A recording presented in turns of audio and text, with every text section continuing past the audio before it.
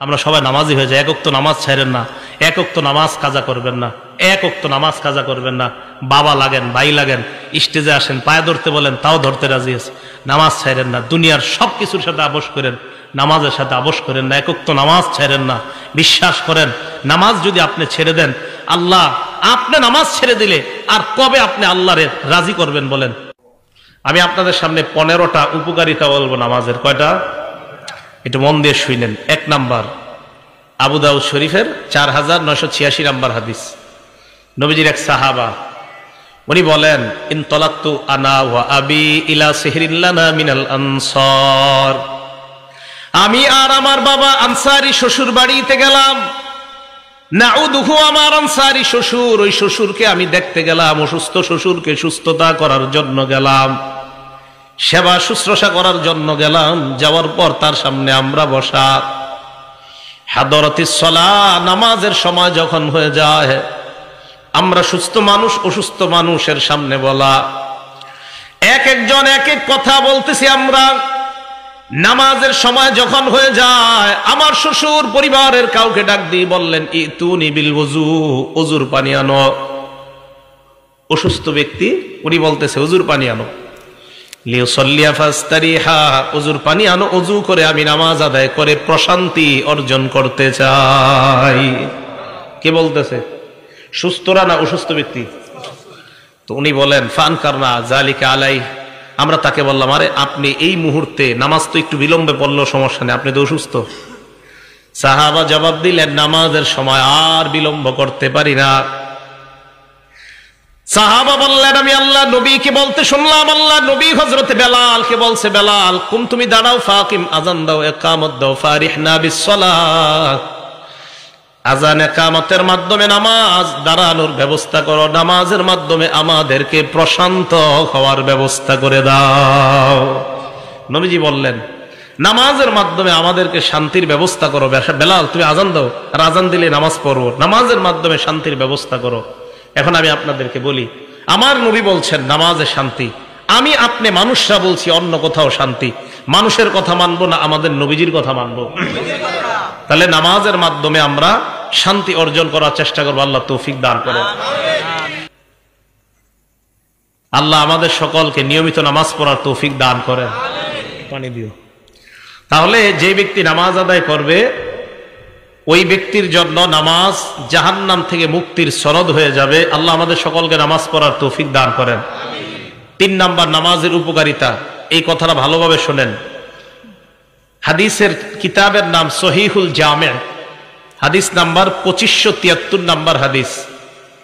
ক্বালা রাসূলুল্লাহ সাল্লাল্লাহু আলাইহি ওয়াসাল্লাম, আল্লাহ নবী বলেন, আউয়ালু মা ইউহাসাবু বিহিল আবদু ইয়াউমাল কিয়ামাতিস সালাহ।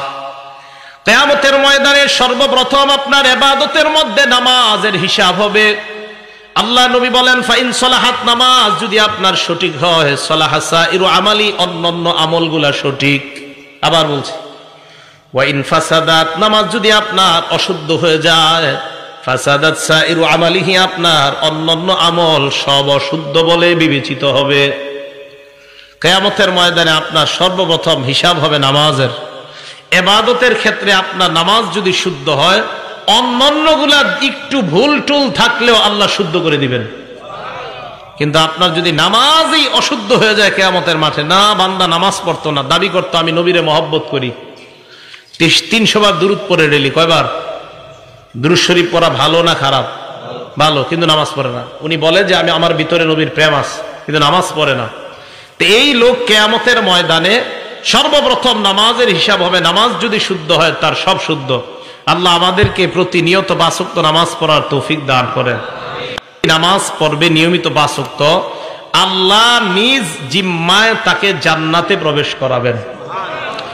দলিল আবু দাউদ শরীফ কিতাবের নাম, হাদিস নাম্বার 1420 নাম্বার হাদিস। ক্বালা রাসূলুল্লাহ সাল্লাল্লাহু আলাইহি ওয়াসাল্লাম, আল্লাহ নবী বলেন, খামসু সালাওয়াত কাতাবাহুন্নাল্লাহু আলাল ইবাদ, 5 ওয়াক্ত নামাজ বান্দাদের উপর আল্লাহ ফরজ করেছেন। মান জাআ বিহিন্না, যেই ব্যক্তি 5 ওয়াক্ত নামাজ নিয়মিত আদায় করবে, লাম ইউদাইয়্যি মিনহুন্না শাইআ, 1 ওয়াক্ত নামাজও নষ্ট করবে না, ইস্তিগফাফান বিহাক্কিহিন্না, নামাজের প্রতি অবহেলা অবজ্ঞা করে এক ওয়াক্ত নামাজও নষ্ট করবে না। অবহেলা অবজ্ঞা কাকে বলা হয় ভালো করে শুনেন। আপনার বিবি আপনাকে বলল যাও নামাজে যাও, আপনি বললেন বারবার তুমি পেট পেট কইরো না, এত বেডের করবা না। বিবি আপনারে নামাজ যাইতে কয়, আপনি কোন থামো তো। এই যে থামো তো বললেন মানে অবজ্ঞা অবহেলা নামাজ। কোন আলেম আপনাকে নামাজের দাওয়াত দিল, আপনি বললেন আরে যান এত লেকচার দিয়েন না, জানতো মানে অবজ্ঞা অবহেলা। তাবলিগের লোকেরা আপনারা দাওয়াত দিতে গেছে, তা আপনি তখন বললেন কি আর জানতো প্রত্যেক সোমবার এসে খালি ডিস্টার্ব করেন, মানে গাছের 3 সোমবার বা শুক্রবার এত জ্বালান কিনলে গে, তার মানে নামাজের প্রতি আপনার অবহেলা অবজ্ঞা। বিসমিল্লাহ, আল্লাহুম্মা লাকাল হামদু ওয়া লাকাশ শুকরু। নামাজের প্রতি যদি আপনার অবহেলা থাকে অবজ্ঞা থাকে তাহলে কিন্তু খুব অবস্থা খারাপ হয়ে যাবে। নবীজি বলেন 5 ওয়াক্ত নামাজ যারা আদায় করবে অবহেলা অবজ্ঞা করবে না 1 ওয়াক্ত নামাজের ব্যাপারে। ফজর নামাজের সময় কোন মুসলমান এই কথা বলবে না থুর এই নামাজটা না হইলে কি হইতো, 4 ওয়াক্ত তো ঠিক আছে, ফজরটা না হইলে কি হইতো, অবহেলা এমন কেউ বলবে না। 5 ওয়াক্ত নামাজ যারা নিয়মিত আদায় করবে কানা লাহু আহদুন ইনদাল্লাহি আইয়ুদখিলাহুল জান্নাহ, আল্লাহর ওয়াদা 5 ওয়াক্ত নামাজ করে আমার কাছে তুমি আসো, আমি নিজ জিম্মায় তোমাকে জান্নাতের প্রবেশ করায়া দিব। নামাজ নিয়ে কবরে যান, আপনার কবর আলোকিত হবে। নামাজ ছাড়া কবরে যান না, ঝামেলায় পড়বেন। নামাজ ছাড়া কবরে গেলে মাটি 2 পাশ থেকে আপনাকে এমন ভাবে চাপ দিবে আপনার এই বুকের হাড্ডিগুলা একটা আরেকটার ভিতরে ঢুকবে। নামাজ ছাড়া কবরে যান না ভাইও, নামাজ ছাড়া কবরে যান না। আল্লাহ আমাদের সকলকে 5 ওয়াক্ত নামাজ পড়ার তৌফিক দান করেন। 1 নাম্বার মুসলিম শরীফের 428 নাম্বার হাদিস। এই হাদিসে রাসূল আকরাম সাল্লাল্লাহু আলাইহি সাল্লামের সাহাবা উসমান গনি রাদিয়াল্লাহু তাআলা আনহুর গোলাম উনি বলেন সামি'তু উসমান ইবনে আফফান রাদিয়াল্লাহু তাআলা আনহু ওয়া হুয়া বিফিনাইল মসজিদি ফাজাআহুল মুয়াজ্জিন ইনদাল আস। উসমান গনি রাদিয়াল্লাহু তাআলা আন আসরের নামাজের সময় মসজিদ চত্বরের মধ্যে আছে, মুয়াজ্জিন সাহেব আসছে ওনাকে ডাকার জন্য, আসরের নামাজ পড়ানোর জন্য মুয়াজ্জিন সাহেব আসছে। আসার পর কয় হুজুর আসরের সময় হয়ে গিয়েছে, তাড়াতাড়ি মসজিদে চলেন নামাজ পড়াবেন। হযরতে উসমান ওযুর পানি আনলেন, আনার পর নামাজের জন্য ওযু করলেন, এরপর বললেন আমি তোমাদেরকে আল্লাহর কসম একটা হাদিস এখন শোনাবো। হযরতে উসমান বললেন ইন্নী সামি'তু রাসূলুল্লাহি সাল্লাল্লাহু আলাইহি ওয়াসাল্লাম ইয়াকুল, আল্লাহ নবীকে আমি বলতে শুনলাম লা ইয়াতাওয়াদ্দাউ রাজুলুন মুসলিমুন, কোন মুসলমান যখন ওযু করে ওযু করার পর ভালোভাবে ওযু করে করার পর নামাজের মধ্যে দাঁড়ায় ফাইসাল্লি সালাতা, নামাজ আদায় যখন করে করার পর ইল্লা গফারাল্লাহু লাহু মা বাইনাহু ওয়া বাইনাল্লাতি তালিহা, নামাজ আদায় করতে দেরি তার আগের গুনাহগুলো আল্লাহ মাফ করতে দেরি হয় না। ওযু সুন্দর মতো করে নামাজে দাঁড়াবেন, আল্লাহ আপনার গুনাহগুলো মাফ করে দেয়। মুসলিম শরীফের 431 নম্বর হাদিসে হযরত উসমান গনি আরেকটা বর্ণনা বলেন মা মিন ইমরিইম মুসলিমিন, কোন মুসলমান যখন ইহসিনু ওযু আহা সুন্দরভাবে ওযু করে ফরজের নামাজ সময় হওয়ার পর, ফজর না ফরজ, ফজর না ফরজ, ফরজ নামাজ উপস্থিত হয়ে যাওয়ার পর, বলেন তো ফজর না ফরজ? তাহলে ফজর জোহর আসর মাগরিব এশা সবগুলা ফরজ নামাজ উপস্থিত হয়ে যাওয়ার পর সুন্দরভাবে ওযু করে, ওযু করার পর নামাজ পড়ে রুকু সেজদা সুন্দরভাবে করে, তাহলে ব্যবসায়ী ব্যবসার মধ্যে দোকানে বসা, ফরজ নামাজের সময় হয়ে গেছে। চাকরিজীবী তার চাকরি স্থলে বসা, ফরজ নামাজের সময় হয়ে গেছে। আমি আপনি আমরা যার যার পেশার মধ্যে আমরা জড়িত, ওই সময় নামাজের সময় হয়ে গিয়েছে। কৃষক তার কৃষি কাজ করার সময় জোহরের সময় হয়ে যায়, ফায়ুহসিনু উযুআহা, সুন্দরভাবে ওযু করে, ওযু করার পর নামাজ আদায় করে। হযরত উসমান বলেন কানাত কাফফারাতান লিমা ক্বাবলাহা মিনাজ যুনুব, এই নামাজ তার আগের সমস্ত গুনাহের কাফফারা হয়ে যায়। মালাম ইউতি কাবীরা, তবে কবিরা গুনাহ করবেন না। জোরে বলেন কি গুনাহ? আরো জোরে। কবিরা গুনাহ চিনেন নি কারে কয়? হ্যাঁ, একটু শোনেন। বুখারী শরীফের 2653 নম্বর হাদিস, 2653, ক্বালা রাসূলুল্লাহ সাল্লাল্লাহু আলাইহি ওয়াসাল্লাম, আল্লাহর নবী বলেন আল কাবাইর, কবিরা গুনাহ হলো আল ইশরাকু বিল্লাহ, 1 নাম্বার আল্লাহর সাথে শিরিক করা। 2 নাম্বার উকুকুল ওয়ালিদাইন, পিতা মাতার নাফরমানি করা। 3 নাম্বার ওয়া কতলুন নাফসি, কাউকে অন্যায়ভাবে হত্যা করা। 4 নাম্বার ওয়াল ইয়ামিনুল গুমুস, মিথ্যা শপথ করা। কি শপথ? মিথ্যা শপথ কারে কয় বুঝেননি? একটু বলি দেখেন। আপনি দোকানে শাটার লাগাইতেছেন, সোয়েটার বিক্রি করেন, আপনি বন্ধু আসছে, আইসা কয় তোর ভাতিজির জন্য একটা সোয়েটার লাগবে, তাড়াতাড়ি আগামীকাল বেড়াইতে যাবে, সুন্দর একটা গর্জিয়াস সোয়েটার দে।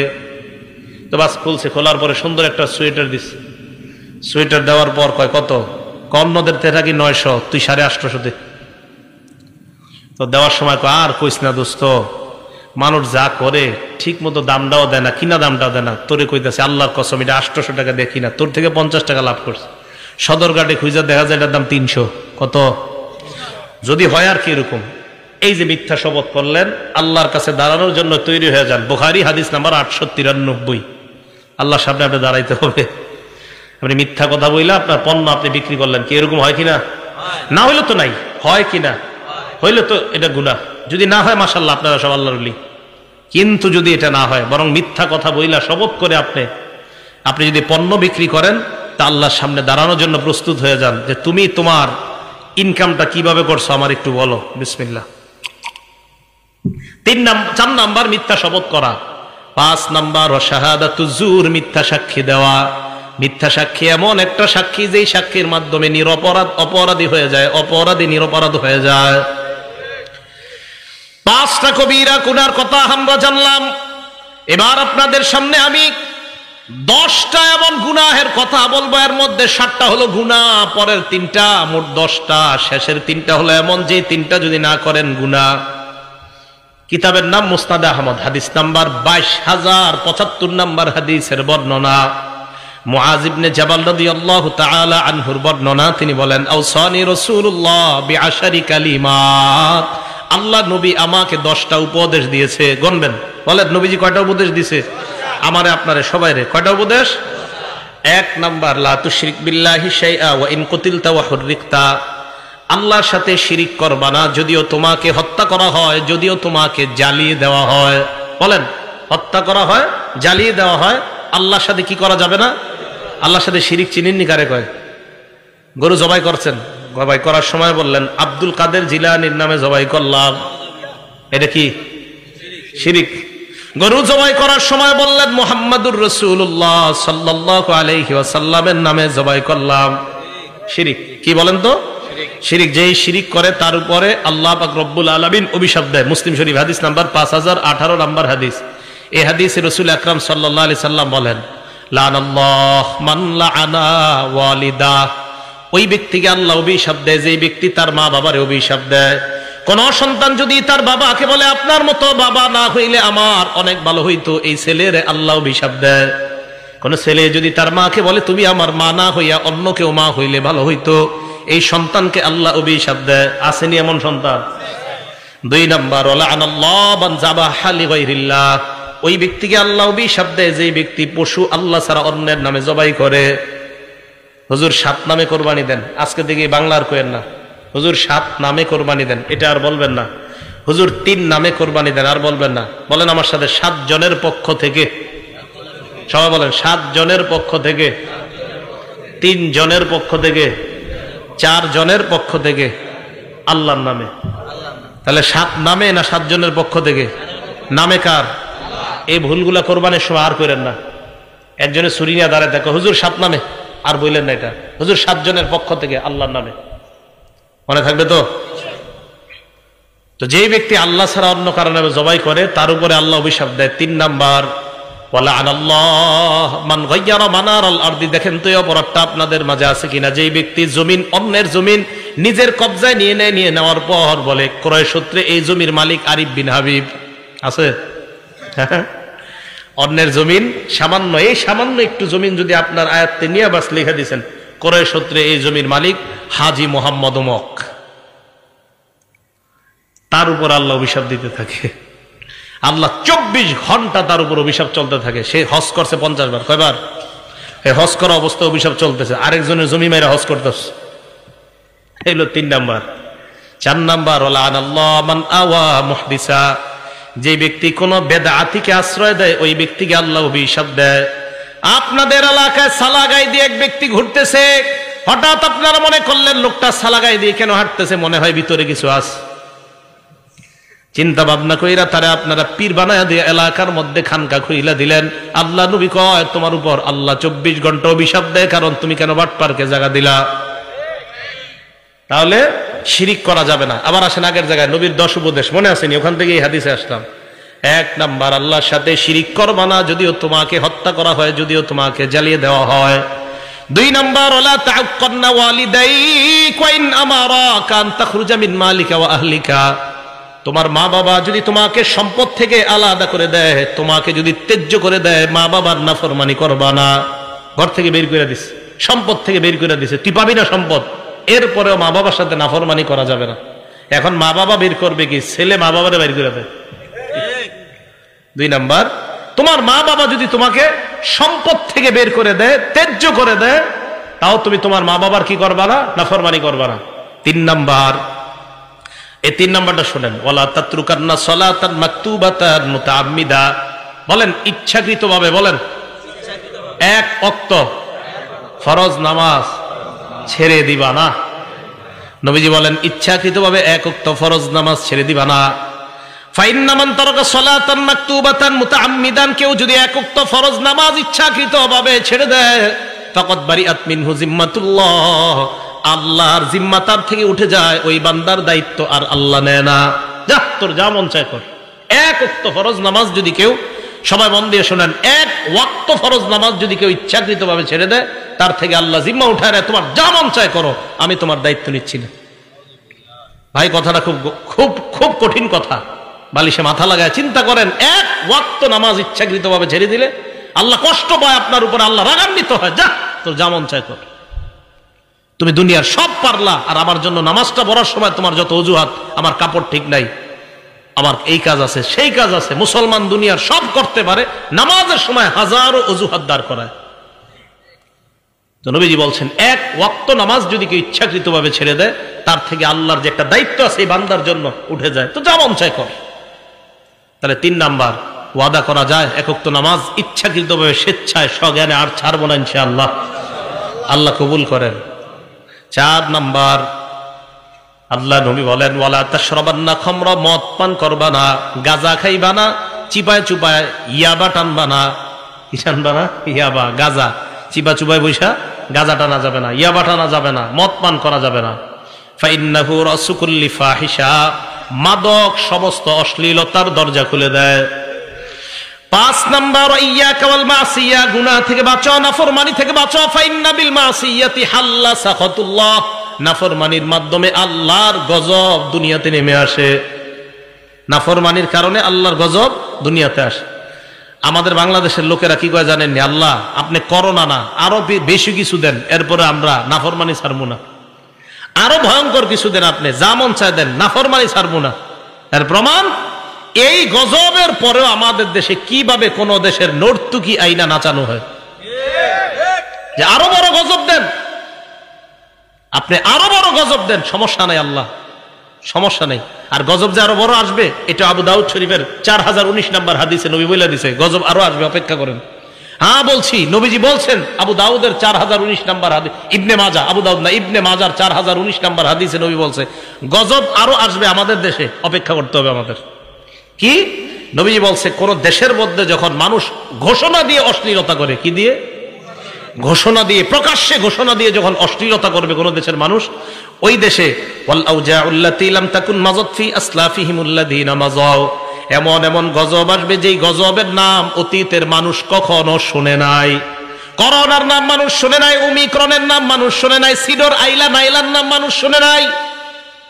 তাহলে একের পর এক নামে, এমন নামে গজব আসবে যে নাম আগে দুনিয়াতে ছিল না। এজন্য দেখেন করোনার কারণে কত কোটি কোটি মানুষ বেকার হয়ে গেল। এরপরে কিভাবে এমন গজবের কাজ করা হয় যে কাজের কারণে গজব আসে। আমি তো মনে করেছিলাম করোনার পরে আমাদের দেশে 90% মানুষ মনে হয় নামাজি হয়ে যাবে, তাদের ধ্যান ধারণা সব পাল্টায় যাবে, কিন্তু না, গজবের ইলেকট্রনিক মিডিয়া আমাদের এই যুব সমাজ সহ পুরা বাংলাদেশ সহ গোটা দুনিয়াটাকে ধ্বংসের দ্বার প্রান্তে নিয়ে গেছে। যে গজব আরো দেও আল্লাহ, সমস্যা নাই, আরো অপরাধ করবো আমরা, তুমি দেও যা মন চায়। মানুষের ভাবসাব এমন অপরাধের। ওয়াইয়াকা ওয়াল মাসিয়া, 5 নাম্বার নবীজি উপদেশ দিলেন, নাফরমানি কইরো না, নাফরমানির কারণে আল্লাহর গজব আসে। মুসনাদে আহমদ একটা কিতাবের নাম, এই কিতাবের 26,638 নাম্বার হাদিসে নবীজি বলছেন, ইজা যহারাতিল মাআসি ফি কওমিন, কোন এলাকায় যখন নাফরমানি ব্যাপকভাবে হবে, আম্মাহুমুল্লাহু বিআযাবিন মিন ইনদিহি, ওই এলাকার ভালো খারাপ সবার উপর আল্লাহ গজব দিবে। ভালো খারাপ সবার উপর। সাহাবারা কয়, হুজুর ভালো মানুষের উপর কেন দিবে? নবীজি বলেন, গজব আসবে যখন ভালো খারাপ দেখবে না, সবার উপর আসবে গজব। করোনায় ভালো মানুষ মারা গেছে না? ভালো মানুষও মারা গেছে, তাহলে গজব আসবে সবার উপর। নবীজি বলেন, কিয়ামতের ময়দানে ভালো মানুষগুলাকে আল্লাহ আলাদা করে জান্নাত দিয়ে দিবেন। তো বলতেছিলাম 5 নাম্বার উপদেশ, নাফরমানি থেকে বাঁচো। 6 নাম্বার, ওয়া ইয়্যাকা ওয়াল ফিরার মিনাজ যাহফি ওয়া ইন হালাকান নাস, জিহাদের ময়দানে সবাই যদি ধ্বংস হয়ে যায়, তুমি জিহাদের ময়দান থেকে পলায়ন করবা না।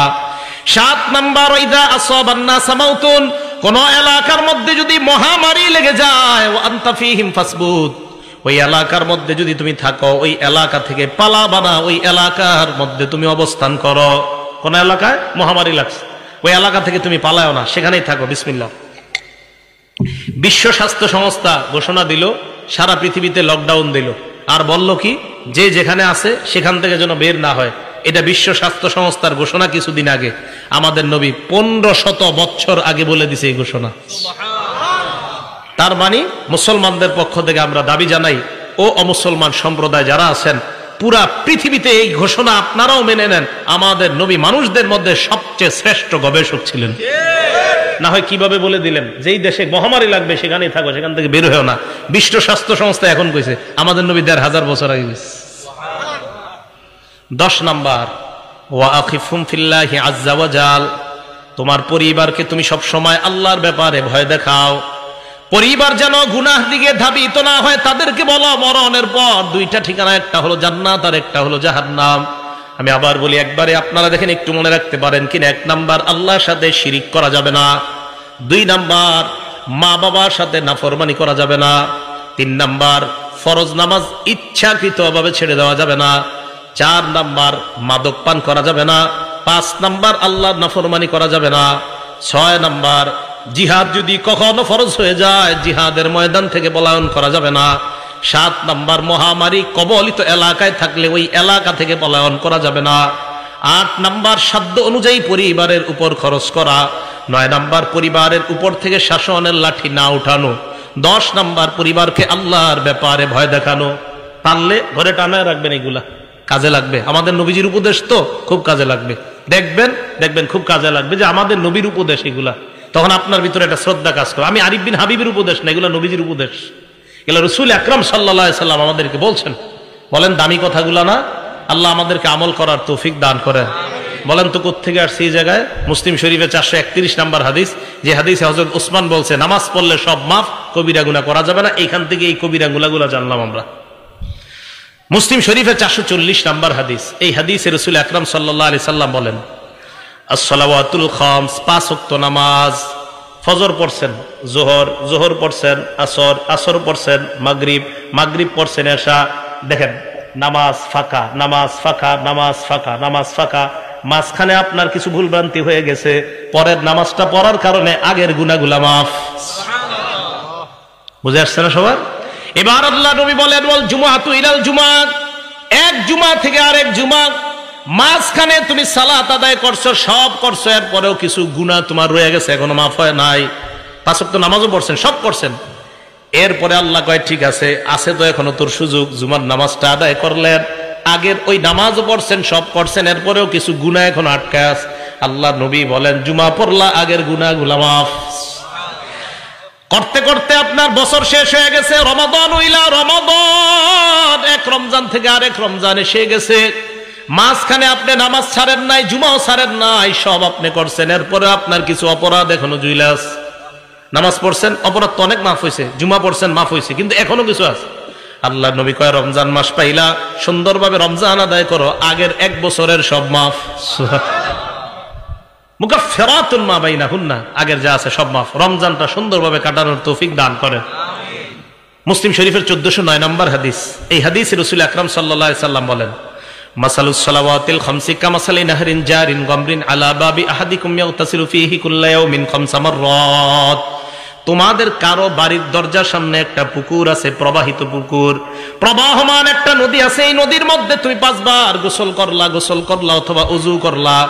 বলেন তো আমরা যদি আমাদের ঘরের সামনে একটা নদীর মধ্যে 5 বার গোসল করি, শরীরে ময়লা থাকবে?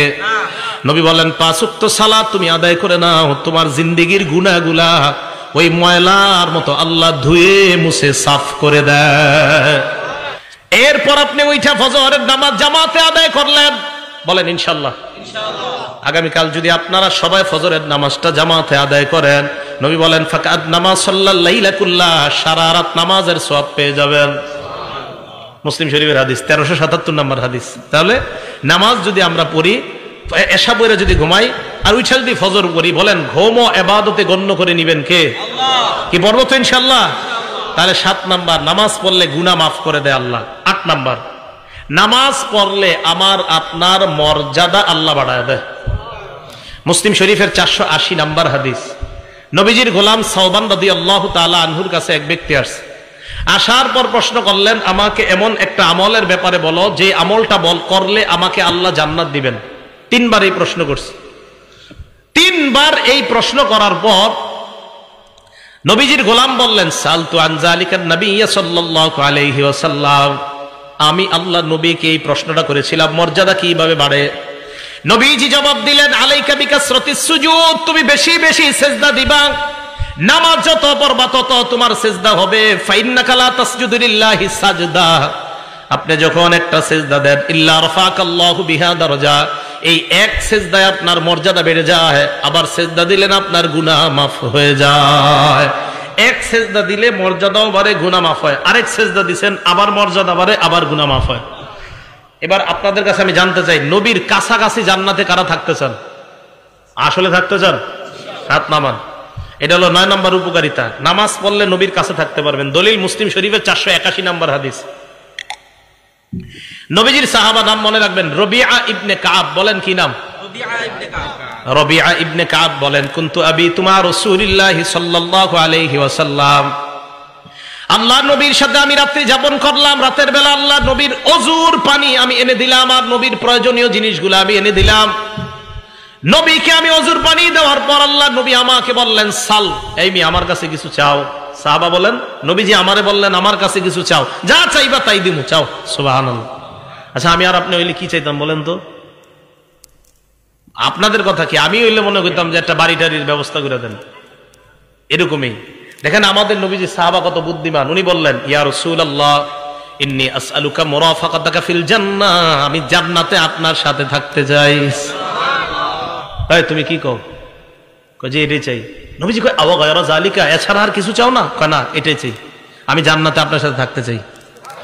নবীজি বললেন, ফাআইন্নী আলা নাফসিকা বিকাসরাতিস সুজুদ, তাহলে বেশি বেশি সিজদা করো, নামাজ পড়ো। যত বেশি নামাজ পড়বা জান্নাতে আমার তত কাছে থাকবা। তাহলে আশেক রাসূল পাওয়া গেল। নামাজ পড়লে আশেক রাসূল, নামাজ বেশি পড়লে তাকে আশেক রাসূল বলা হবে। আবার বলছি, যে যত বেশি নামাজ পড়বে সে তত বেশি নবীকে মহব্বত করবে। যে যত বেশি নামাজ পড়বে সে দাবি করতে পারবে আমি তত বেশি আশেক রাসূল। আর যে নামাজ পড়বে না, নামাজ না পড়ে শুধুমাত্র লাফায় আর চিল্লাচিল্লি করে আর দাবি করে আমি নবীকে মহব্বত করি, সে আশেক রাসূল না আশেকে শয়তান। নামাজ পড়তে হবে, নামাজ ছাড়া যাবে না। আপনি চিন্তা করেন, একদিনও নামাজ পড়ে না, বছরে একটা অনুষ্ঠান করে লাফায় আর আমার ভিতরে নবীর প্রেম আছে। আরে তাহলে বলেন তো, আশেক রাসূল কি নামাজ ছেড়ে দিলে হবে না নামাজ পড়লে? নবীজির কাছে থাকা যাবে নামাজ ছাড়লে না পড়লে? আমি এটা যে মানি, আমার মন চাই এই হাদিসটা আমি পুরো বাংলাদেশের ঘরে ঘরে গিয়ে বলি যে নামাজ পড়লে আশেক রাসূল হয়, নামাজ না পড়লে হয় না। এই যে নবী বলছেন, মুসলিম শরীফের 481 নম্বর হাদিসে নবী বলছেন যে তুমি যত সিজদা করবা জান্নাতে আমার তত কাছে থাকবা। আমি আপনি বলতেছি না, নবীর প্রেম যত থাকবে তত জান্নাতে। নামাজ পড়ি আর না পড়ি, নাউজুবিল্লাহ। আমার নবী কয় না, যত বেশি নামাজ পড়বা তত বেশি তোমার মাঝে আমার মহব্বত পয়দা হবে আর তুমি তত কাছে আমার জান্নাতে থাকবে। নবী বলে একটা, আমি আপনি স্লোগান দেয় আর একটা, কিভাবে হবে? এগুলো 9 নম্বর কথা, নামাজের উপকারিতা। যত বেশি নামাজ তত নবীর কাছে জান্নাতে। 10 নম্বর, আপনারা আজকে এশার নামাজে হাইটা হাইটা মসজিদে গেছেন কারা? দেখি এবার হাত তোলেন, সমস্যা নেই। হাইটা হাইটা গেছেন না মসজিদে? হাত নামান। হাইটা যারা মসজিদে গেছেন, মুসলিম শরীফের 1407 নম্বর হাদিস, ক্বালা রাসূলুল্লাহ সাল্লাল্লাহু আলাইহি ওয়াসাল্লাম, আল্লাহ নবী বলেন, মান তাতাহহারা ফি বাইতিহি, যে ব্যক্তি ঘরে ওযু করে, তাহলে একটা সুন্নাত যদি পারেন পালন করেন, পারেন যদি ওযুটা ঘরে করবেন, করার পর এরপর আপনি ঘর থেকে বের হলেন, এই যে দরজা দিয়ে এই যে বাহিরে পাটা রাখছেন, মসজিদে যাবেন, কানাত খতওয়াতা, আপনার 2 পা 2 ভাগ হবে আল্লাহর কাছে। কিভাবে? প্রথম আপনি পাটা রাখলেন, তাহুত্তু খতিয়া, পা রাখার সাথে সাথে আপনার গুনাহ মাফ। এরপর আল উখরা তারফাউ দারজা, আরেকটা পা রাখলেন, আপনার মর্যাদা বাড়ছে। তাহলে নামাজের দিকে যদি আপনি যান, সুম্মা মাশা ইলা বাইতিম মিন বুয়ুতিল্লাহ, আপনি যদি ওযু করার পর আল্লাহর কোন ঘরের দিকে রওনা করেন, 1 পা ফালাইবেন গুনাহ মাফ, আর 1 পা ফালাইবেন মর্যাদা বেড়ে যায়। তাহলে যত বেশি হাইটা মসজিদে যাবেন তত সওয়াব। এক সাহাবা অনেক দূর থেকে মসজিদে আসতো, অন্যান্য সাহাবারা কয়, মিয়া তুমি একটা বাহন কিনতে পারো না, বাহন দিয়ে আসবা? কয় না, নবীজি বলছে যত হাইটে আসবো তত সওয়াব। তাই আমি বাহন কিনি না। কয় মিয়া তুমি মসজিদের আশেপাশে ঘরটা বানাইতে পারো না? কয় না, নবী বলছে যত দূর থেকে আসবো তত বেশি সওয়াব। তাহলে 10 নাম্বার, যত বেশি হাইটে আমরা মসজিদে যাব তত বেশি সওয়াব। 11 নাম্বার, মসজিদে সকাল সন্ধ্যা কয়বার যাই আমরা? বলেন কয়বার যাই? 5 বার। বলতেছিলাম বুখারী শরীফের 662 কত হয়? 600। বলেন না একটু, আমরা আলোচনা করি। 662 কত হয়? 662। এই হাদিসে রাসূল আকরাম সাল্লাল্লাহু আলাইহি সাল্লাম বলেন, মান গাদা ইলাল মসজিদি ওয়া রাহা, কোন ব্যক্তি যখন সকাল সন্ধ্যা মসজিদে যায়, আ'আদাল্লাহু লাহু নুজুলাহু মিনাল জান্নাতি কুল্লামা গাদা আও রাহা, যতবার মসজিদে যায় ততবার তার জন্য জান্নাতে মেহমানদারি প্রস্তুত হয়ে যায়। পেট রেডি করেন তাড়াতাড়ি খাওয়ার জন্য। কি পরিমাণ খাইবেন দেখি জান্নাতে গিয়ে।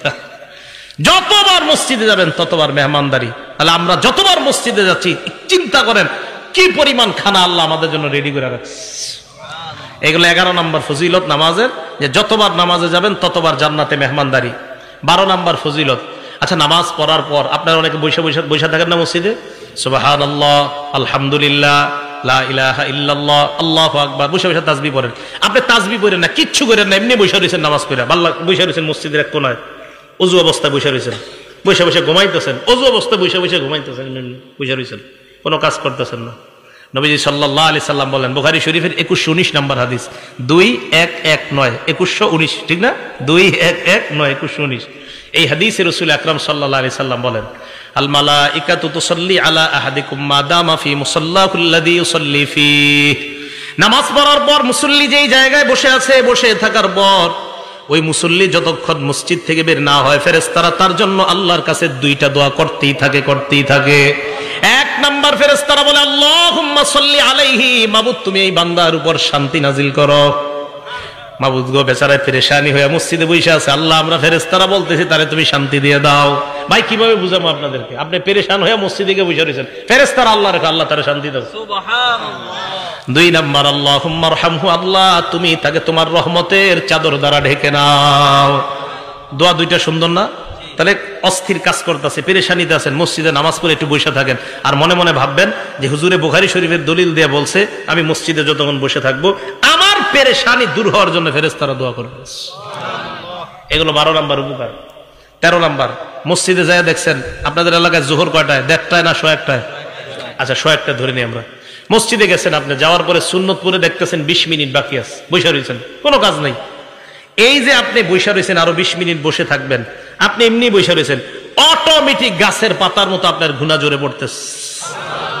দলিল মুসলিম শরীফের 475 নম্বর হাদিস, ক্বালা রাসূলুল্লাহ সাল্লাল্লাহু আলাইহি ওয়াসাল্লাম, আল্লাহ নবী বলেন, আমি কি তোমাদেরকে এমন 3টা আমলের কথা বলবো না, যে 3টা আমল করলেই তোমাদের গুনাহ অটোমেটিক মাফ হইতে থাকে।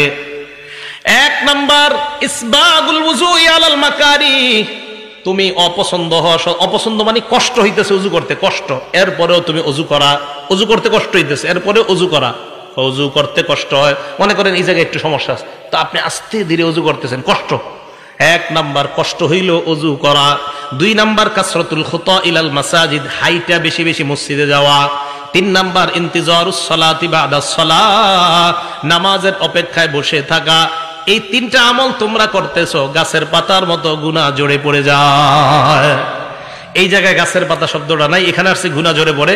আরেক হাদিসে আসছে নবীজি সাল্লাল্লাহু আলাইহি সাল্লাম বের হইতেছে, সাহাবা তাকায় রইছে, তো মাথায় লাইগা গাছের পাতা ঝরে পড়তেছে, তাকায় রইছে। নবীজি বলেন কি ব্যাপার, আশ্চর্য হইতেছো, গাছের পাতা পড়তেছে? এই গাছের পাতাগুলা যেইভাবে পড়ে নামাজ পড়বা এইভাবে তোমার গুনাহগুলা ঝরে পড়ে যায়। তাহলে 13 নাম্বার আমরা জানলাম, মসজিদে গিয়া অপেক্ষা করলেও কোনো লস নাই। কিন্তু আপনারা কি করেন জানেন, 101টার সময় যদি 1:16 বাজে যায় অথবা 17 ইমাম সাহেব আসে না, সবাই একসাথে মিছিল দিয়া, হুজুর আসে না কেন হুজুর আসে না কেন? এখন থেকে আর এটা করবেন না। কেন? যে হুজুর আসতে 2 মিনিট দেরি হইলে আমার লাভ, 2 মিনিট আরো গুনাহ ঝরবে। ঠিক আছে না? এই গেল 13। 14 নাম্বার আবু দাউদ শরীফের 558 নাম্বার হাদিস। নবীজি সাল্লাল্লাহু আলাইহি সাল্লাম বলেন, ঘর থেকে যারা উযু করে বের হয়ে মসজিদে আসবেন, আসার পর নামাজে দাঁড়াইলেন, আজরুহু কাজরিল হাজিল মুহরিম, ইহরাম বাঁধা অবস্থায় হাজী সাহেব হজ করলে যে সওয়াব আপনি ওই সওয়াব পাবেন।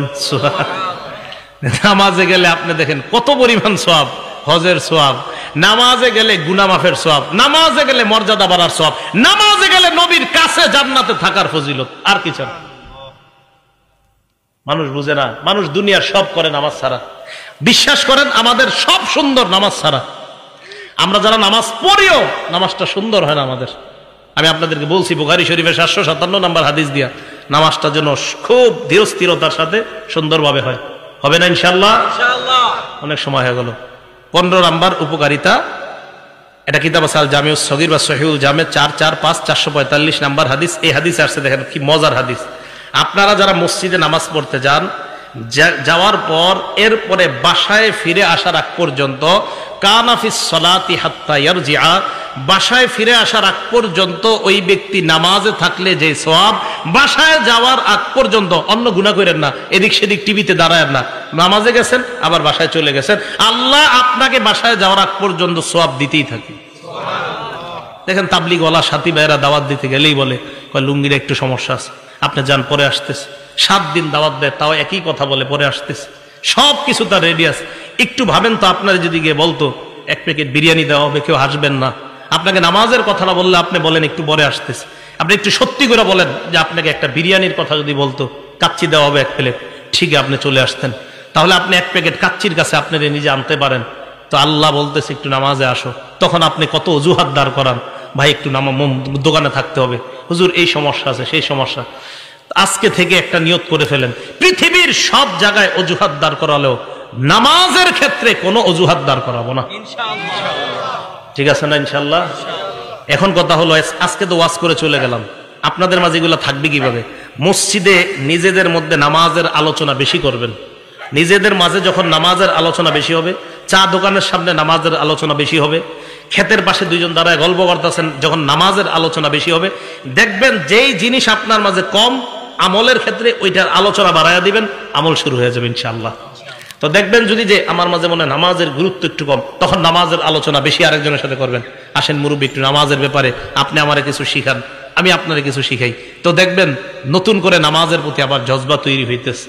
আল্লাহ পাক রব্বুল আলামিন আমাদের সকলকে, এলাকার নারী পুরুষ সকলকে আল্লাহ 5 ওয়াক্ত নামাজ সময় মতো যেন পড়তে পারে আল্লাহ তৌফিক দান করেন। আমিন। ওয়া আখিরু দাওয়ানা